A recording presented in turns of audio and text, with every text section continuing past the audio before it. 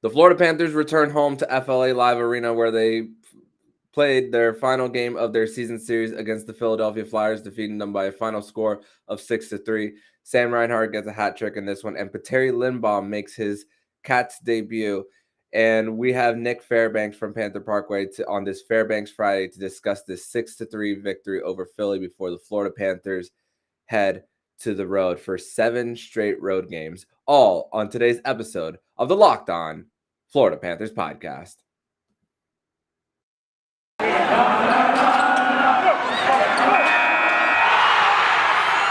Your Locked On Panthers, your daily podcast on the Florida Panthers. Part of the Locked On Podcast Network, your team every day.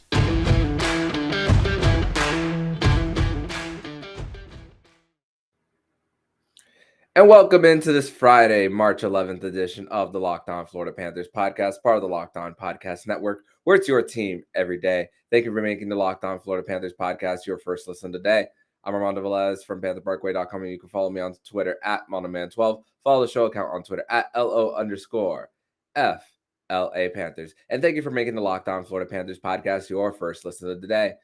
And don't forget to also follow the Crosscheck NHL shows, Andrew Berkshire, Mary Clark, and Locked On NHL. We'll be covering all the regular season activities around the National Hockey League. So the Cats just continue this wonderful ride of just scoring in bunches, and the power play continuing to at least get 2+ goals in the last 5 games, in 4 of the last 5 games, and just a big factor in what's contributing to the Panthers now winning 5 in a row now. And here to talk about this winning streak, the Florida Panthers returning home for 1 game before heading on the road, is Nick Fairbanks from PantherParkway.com on this Fairbanks Friday. So, Nick, welcome back to the show.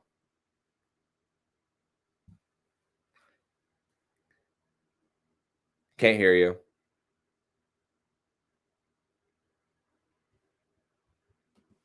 There we go. No, thank you again. We've made it 2 weeks in a row, and I'm starting to think that Fairbanks Fridays is starting to become synonymous with winning. Yes, that definitely has a lot to do. Maybe that has a lot to do with it. It's a beauty. It's a chef's kiss that the Florida Panthers continue to win when you come on the show. And speaking of winning and all that, Jacob Winans, who was in person for the game against the Philadelphia Flyers, his streak ended of the Florida Panthers losing when he attends games. So good news on the Florida Panthers on that on that part of things. But let's talk about. Go ahead. Yeah, I was gonna say, if I might say, we did tell him to leave the building after the second period. Yeah. So we just put that out there for you fans. We were thinking about you. Absolutely. And with this final game of the 3-game series, 3-game season series against the Philadelphia Flyers, the Cats, they just continue, like I said at the top. 4 out of the last 5 games, they've had at least 2+ power play goals. Sam Reinhart gets a hat trick tonight, and Jonathan Huberdeau takes the lead in the Art Ross race for the NHL. Ekblad, all 4 of his assists were secondary assists, but still a big contributing factor to this win. Bob was amazing, 24 of 26, I believe. Yep, 24 of 26. And the Panthers, they just continue this ride of winning and just continuing to build off of that recent losing streak after that. So how are you feeling right now, man? Feeling very, very good. This team is doing things that we haven't seen. We're seeing a maturation process that I think fans have been waiting for over 20 years, to be honest with you. There would be streaks where they would go on a 12-game winning streak, and then obviously they would come down to earth and lose the next 3 or 4. They would make the playoffs, but then they would make it difficult on themselves, and they wouldn't really be able to find a way to, I guess, change their game when the game was changing on them. So I think the last two games, especially the game against Pittsburgh, and then also this game, you saw how the game changed and how they reacted to it, and how they were able to change their style. And Carter Verhaeghe said it the best, that they can play any game. If this team can continue this kind of play and this kind of process that they're going through, we may have a very, very happy ending to this story. And now that's 3 games in a row for Carter Verhaeghe getting on the score sheet, and 4 in the last 3 games. And let's talk a little bit about how Carter Verhaeghe made his impact. On both of the goals that he scored, there's a little bit of hesitation before shooting the puck and getting it through to Carter Hart. One of them was on a spin move going clockwise towards the goal, and the other one was just going a little bit by himself as well. So he went on a little bit of a drought these last few weeks, and just goes to show that when you take a chance on someone, I mean, this is a guy who wasn't qualified an offer from the Stanley Cup champion Tampa Bay Lightning just a few years ago. And of course, when you're a good team consistently, you're not going to be able to pay everybody. And that was just is like one man's trash is another person's treasure. And that's kind of like what I see the Florida Panthers with getting someone like Carter Verhaeghe. Yeah, and he's proven his worth to this team. Last season, he scored 18 or 19 goals, and now just this game, he's eclipsed that. Now he has a new career high. You spoke about the 2 goals that he scored tonight. I think the first one caught Carter Hart off guard a little bit, because he didn't know if he was going to shoot it or not, or pass it, because the Florida Panthers are known to be pass happy. And then the second goal, he has such an effective shot that if he's got a 2-on-1, 3-on-1, whatever it's going to be, he's going to shoot the puck. And, I wish more players would be like him. But you know what? As long as he's putting pucks in the back of the net, I have no problem with that. Last week, we talked about it on, Fairbanks Friday, that, he's going through a rough patch. He was taking penalties that he shouldn't have. I mean, he took a couple more tonight. Unfortunately, I was calling him the new Frank Petrano a little bit, but I was also praising the fact that we signed him to an extension 1 year before he was going to become, a free agent and everything. So I think the fact that they did their due diligence in scouting him, and bringing him over, has paid off huge for the team. And can't wait to see what he does going forward. This was a game all about career highs. Like we discussed this before even recording, that on the same play, Jonathan Huberdeau got a career high in assists, which was also a Panthers franchise record in assists with 63, but now has 64 towards the end of the game. Duclair, now 4th straight game with a power play goal. And that is his career high in goals as well, beating his previous career high when he was with the Ottawa Senators. Just a milestone day for this Florida Panthers team.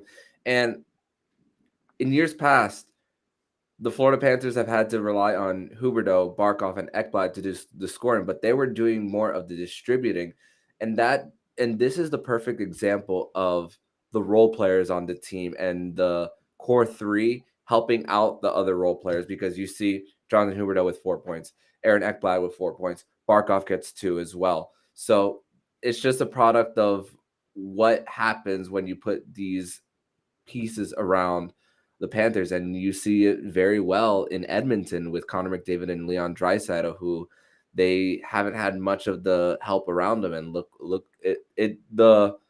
you reap what you sow, and that's what Bill Zito and the Florida Panthers have been able to accomplish, and it's resulting in this career high production just in this game alone with 3 players.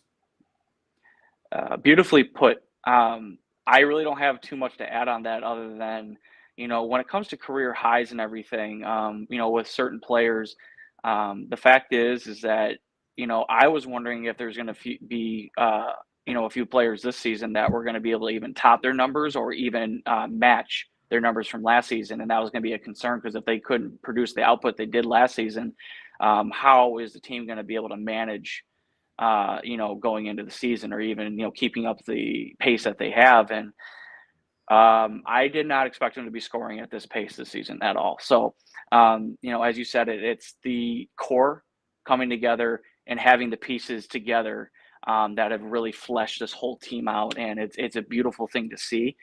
And on top of that, I mean, it's all about chemistry. Verhaeghe was never taken off at the top line, even though he was slumping. It's because they knew that Barkov and him pair well together. I'm interested to see if they're going to add somebody else to that top line. I know Maxime Mammon is doing his best right now. He just needs to finish a few goals. And you have Anthony Duclair that slots perfectly on that second line. Him and Huberdeau, remind me of a younger, Barkov, combination when they played together. But, it's really nice to see that the core doesn't have to do all the heavy lifting, and that the other players can come in and take care of business. Mm-hmm. And you added on to that really well, and it's great to see that they don't have to carry the load for this Florida Panthers team. But we're going to talk more about this game, and mostly about the debut of Florida Panthers defenseman Petteri Lindbaum on this 6-3 win over the Philadelphia Flyers. But first, we're going to tell you all about Built Bar. It's that time of year where I've pretty much given up on all my New Year's resolutions, but not this year. I'm sticking to my resolution to eat right thanks to Built Bar. It almost feels like it's not really a resolution because I actually enjoy eating them. Have you tried the Puffs? If you haven't, then you're missing out on Built Bar's best tasting bars. Puffs are the first ever protein-infused marshmallow. They're fluffy, marshmallowy. They're not just a protein bar. They're a treat, and they're covered in 100% real chocolate. Puffs are a fan favorite with some incredible flavors: yummy, cinnamony, churro, coconut marshmallow, banana cream pie. So good. These are going to be your favorite. All Built Bars are covered in 100% chocolate, Puffs included. Low calorie, high protein. Replace your candy bar with these. They're better. A typical candy bar can be anywhere from 200 to 300 calories. Compare that to a candy bar, which usually has around 240 calories, 30 grams of sugar, and dozens of net carbs. Go to Built.com and use promo code LOCK15 to get 15% off your order. That's promo code LOCK15 over at Built.com. Second segment here on the Locked On Florida Panthers podcast. I'm Armando Velez. I got Nick Fairbanks on this Fairbanks Friday edition of the Locked On Florida Panthers podcast.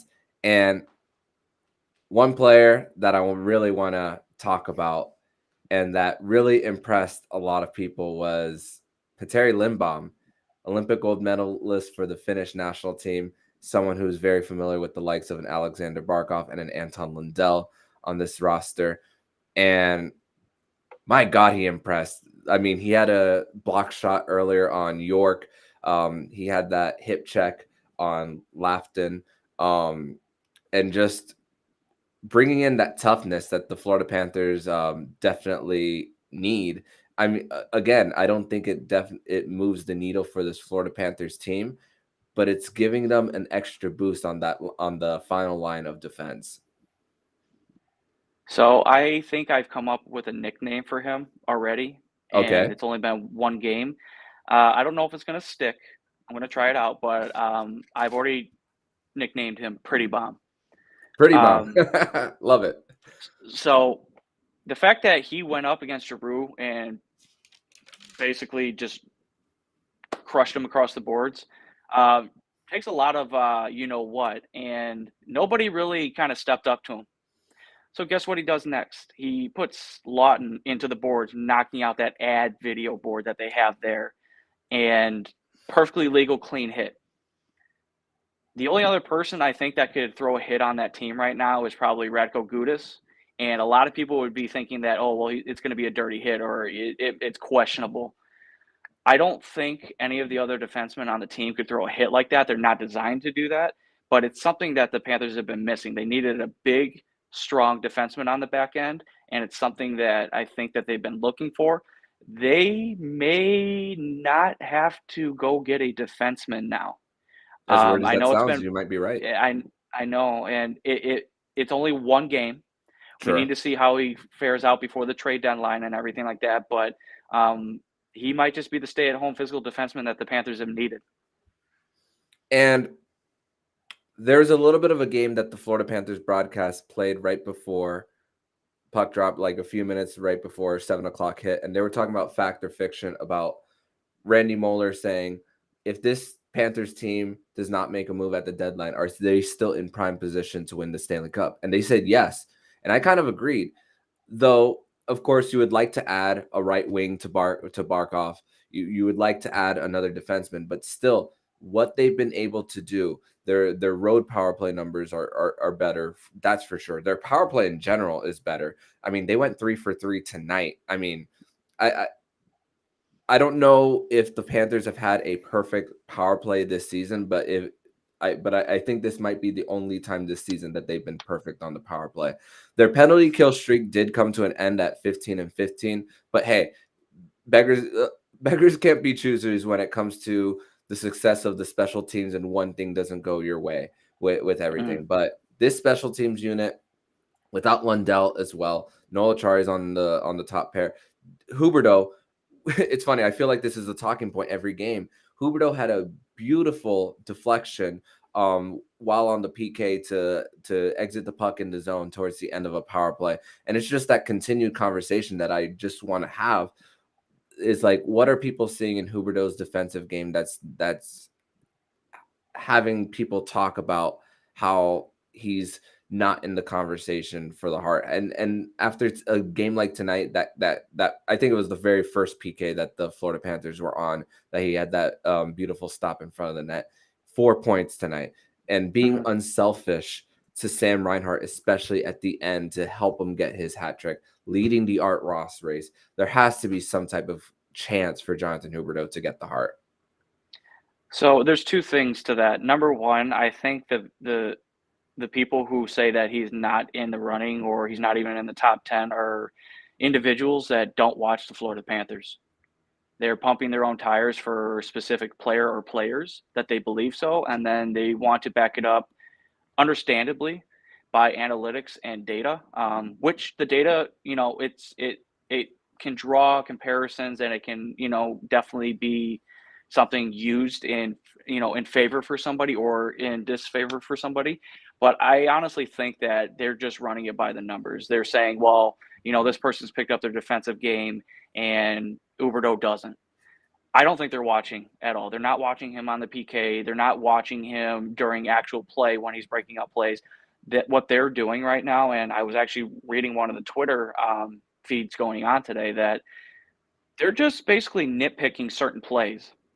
Yeah, Huberdeau got caught on a play and a goal got scored. I wonder how many times that happened with Matthews this season, and I wonder actually if it happened tonight with the Toronto Maple Leafs losing to the Arizona Coyotes. So you really have to really wonder who these individuals are really going for and what their angle is on it. But definitely, Huberdeau should be in the conversation, at least top three.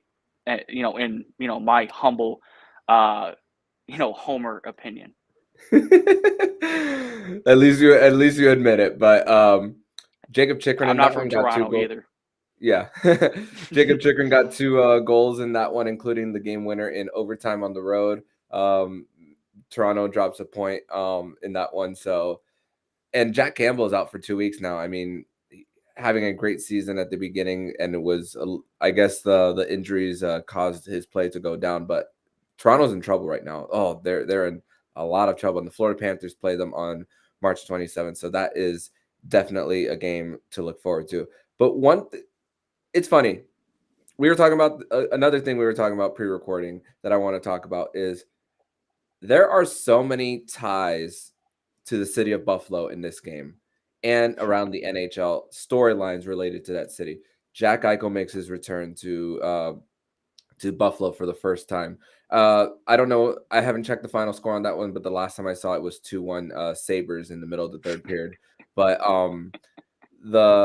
and then you have Sam Reinhart in this game scoring a hat trick. You have Rasmus Ristolainen, who just got an extension for the Philadelphia Flyers, but had 2 penalties really early in the game that really hurt the Philadelphia Flyers after getting extended. They give up more for Ristolainen than the Florida Panthers gave up for Sam Reinhart. I mean, you think about, and Randy Moeller and the crew as well talked about Sam Reinhart possibly being the best acquisition this offseason for any team. You think about it. Of the first round pick that's going to go to Buffalo, chances are it's going to be a high pick. Chances are. And Devin Levi, an asset that was influenced by Luongo, increases his value based on what he did in the World Juniors, and you use that ammunition to get a proven player, at least a 20-goal scorer in Sam Reinhart, who I think he's only had one season without 20. I mean, just incredible what this fit has been. NHL.com doesn't have the numbers updated right now for Sam Reinhart, but entering this game, he was at exactly a point per game. So now he's 2 over the average right now in point production. And I believe this is like his second hat trick of the season. But man, what an incredible find for Bill Zito, putting Reinhart in a better situation. And he's doing this in a bottom 6 role, which is the best part. Couple things about that. And number one, Buffalo did win. Alex Tuch, who was traded for Jack Eichel, skated past Eichel on an empty net and scored. So in a way, that was poetic. Secondly, I think Sam Reinhart was supposed to be one of the main guys. He was supposed to be the core. He was drafted very high. Him and Jack Eichel and Rasmus Dahlin were supposed to, bring Buffalo out of the dark ages per se, and it just was not working. Whether it was ownership, management issues, and we've seen that down here in Florida, but it just doesn't seem like that they had a vision that was going to work, or not all the same management pieces were on the same page. So unfortunately, they had to blow it up. They had to get rid of some players to kind of bring in some new blood. Happy for Buffalo and their win tonight. But I think Florida by far is going to win this trade. That draft pick that they're going to get is going to be in the high 20s, if not the 30s, depending on how the Panthers finish. And then, Devin Levi, you use potential. They haven't proven a thing in the NHL. So you can do anything you want in World Juniors and everything. It doesn't mean you're going to, amount to anything in the NHL. Not saying he's not going to do that, but you know what? You use that as your ammunition, as you say, and you pick up a premier player who's not part of the core, but has been a huge player for the Florida Panthers this season. You said Alex Tuch scored for the Buffalo Sabres, but it was not only just Alex Tuch. Another piece of that trade scored as well. Peyton Krebs scored for the Buffalo Sabres in a 3-1 win. And Alex Tuch is a New York native. He's from Syracuse, from the area, grew up a Sabres fan. And it must have been good to have this win for the Buffalo Sabres against and some people can choose which side they want to be on. I'm on the side of the player with Jack Eichel, with everything. And just, it just didn't work out. Yeah, it just didn't work out. And there were a mix of boos and there were a mix of cheers. If I were a Sabres fan, I would cheer. I would have been one of those people. It's just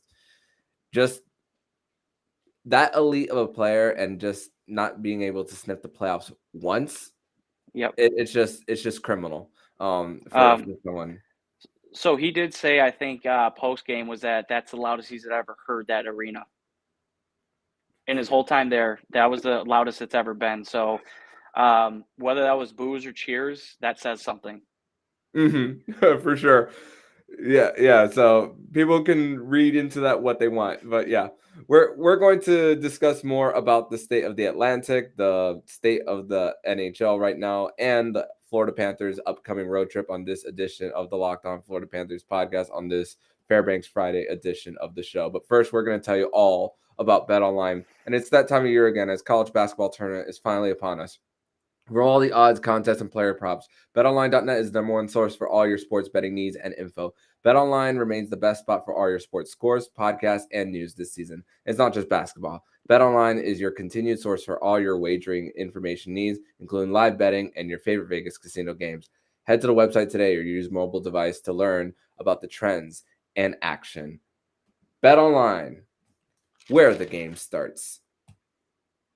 Third and final segment here on the Locked On Florida Panthers podcast on this Friday, March 11th edition. I'm Armando Velez. I got Nick Fairbanks on this Fairbanks Friday edition of the show. Florida Panthers win 6-3, now 30-0 after leading in the second period.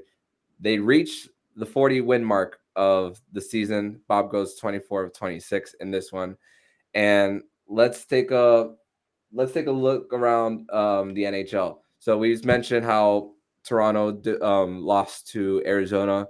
They lost 5-4 in overtime. The Red Wings and Wild had a no pun intended wild game, which we almost saw a goalie fight in that one between Ned and Cam Talbot.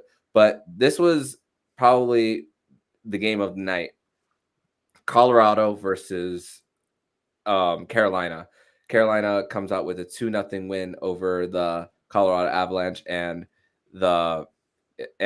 Gabriel Landeskog actually complained about the officials when he said he never does. So that one is something to definitely look into. Anders Lee gets his first career hat trick for the New York Islanders, and Igor Shesterkin. We could touch on this a little bit. Igor Shesterkin was pulled today, starting for the New York Rangers. So it's only one game, but getting pulled, and the St. Louis Blues scoring 6 goals in this one, and Jonathan Huberdeau taking place in the Art Ross. Where do you think that changes the conversation? And if it does, how much does it change the Hart conversation on a night like tonight? So around the NHL, I'm very pleased to see the results and everything. Obviously, I'm no fan of Carolina, but they took out a possible Stanley Cup, rivalry coming up in Colorado.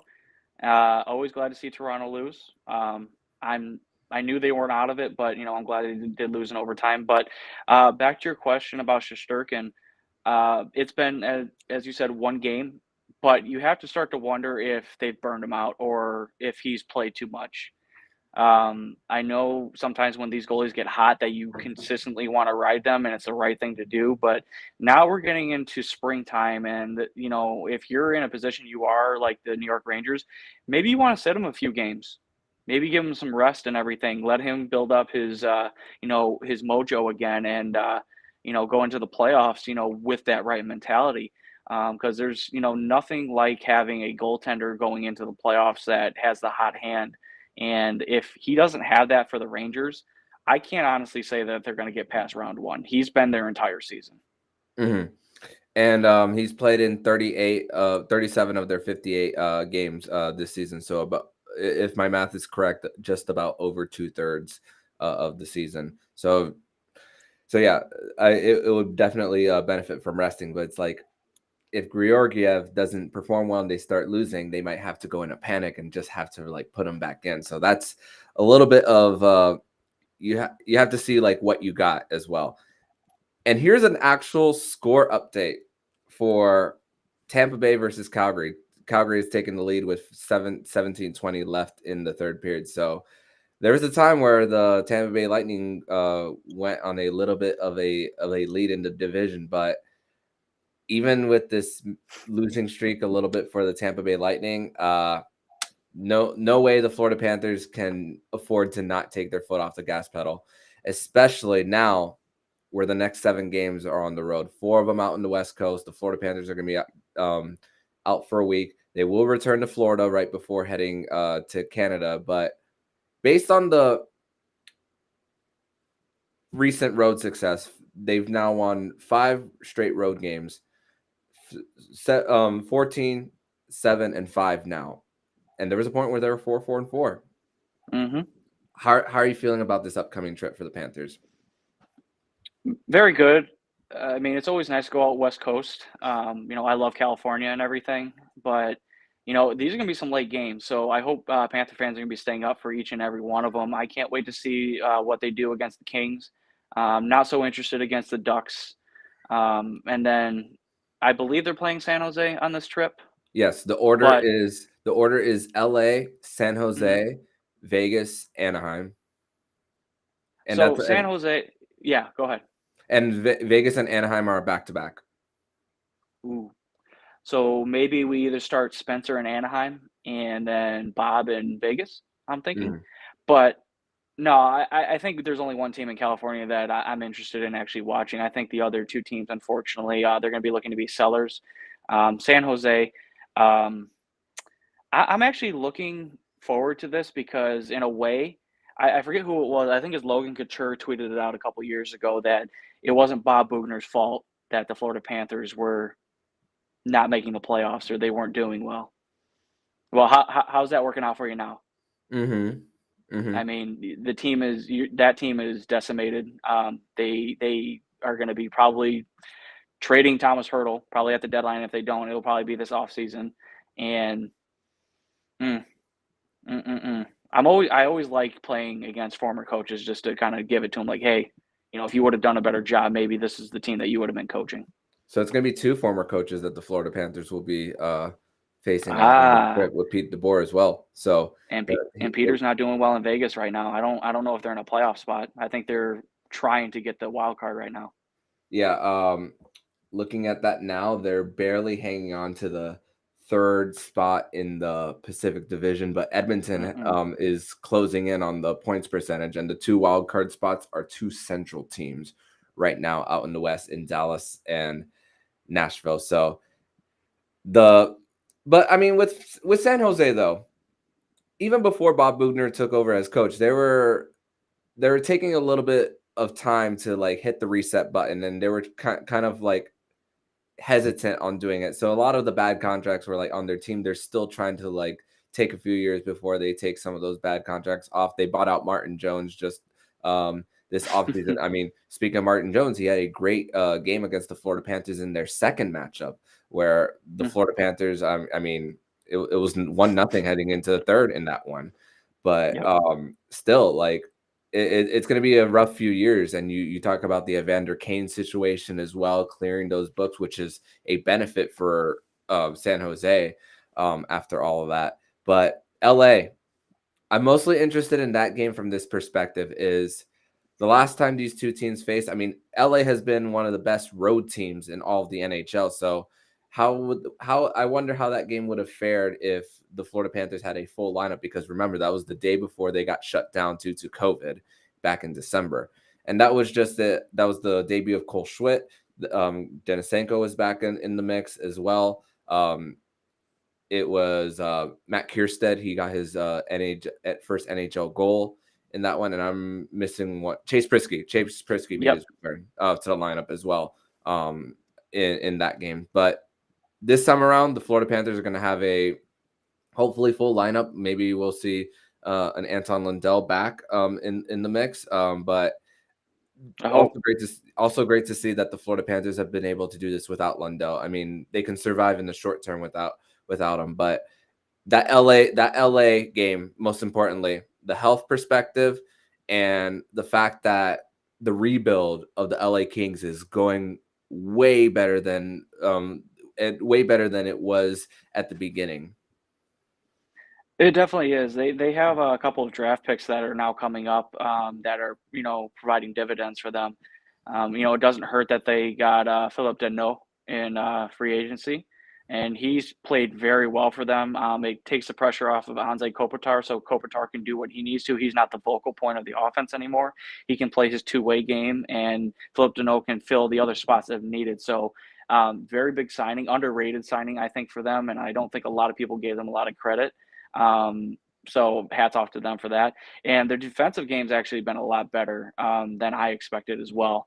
Especially with Drew Doughty still back there, and I believe they have a couple of other younger guys that are just coming up. But I'm interested to see what kind of game that these two teams are going to play. I don't know if it's going to be high scoring, and I know we say that every single game, and then Florida rips up 6 or 7 goals on the scoreboard, but I would like to see a two-way matchup on this one. I want to see the top two centers go at it and see who comes out on top.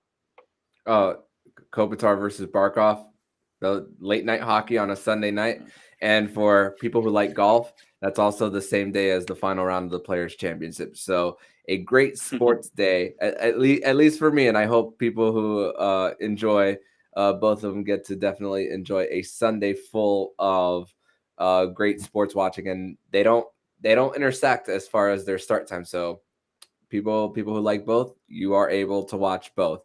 And the fact that that LA Kings game, it's at the beginning of the road trip, not towards the end. So that's what I kind of like in this part of the schedule. But anyways, Nick, I want to thank you once again for coming on to the Locked On Florida Panthers podcast on this Fairbanks Friday. Tell everybody where they can follow you online.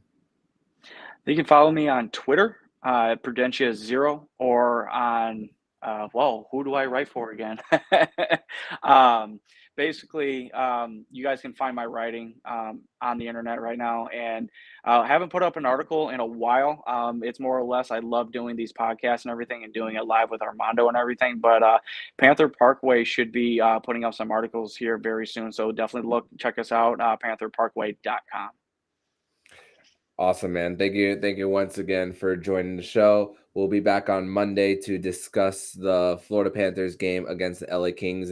We're gonna have some late night podcasts, and we're going to be doing post game podcasts after these West Coast games. So stay up with us as we'll be covering all of these games. But in the meantime, if you like what you're hearing, please subscribe to the podcast so you'll be notified every single time the Locked On Florida Panthers podcast jumps into your podcast feed. Make sure to subscribe to Locked On NHL and the Crosscheck NHL show with Andrew Berkshire and Mary Clark. Will be covering all the regular season activities around the National Hockey League. Thank you for making the Locked On Florida Panthers podcast your first listen of the day. And for your second listen of the day, make sure to listen to today's episode of Locked On Fantasy Hockey. Host Steele Roden and Flip Livingstone help you become the expert of your fantasy league. It's free and available wherever you get podcasts. So I'm Armando Velez with Nick Fairbanks. And you've been listening to the Locked On Florida Panthers podcast, part of the Locked On Podcast Network, where it's your team every day.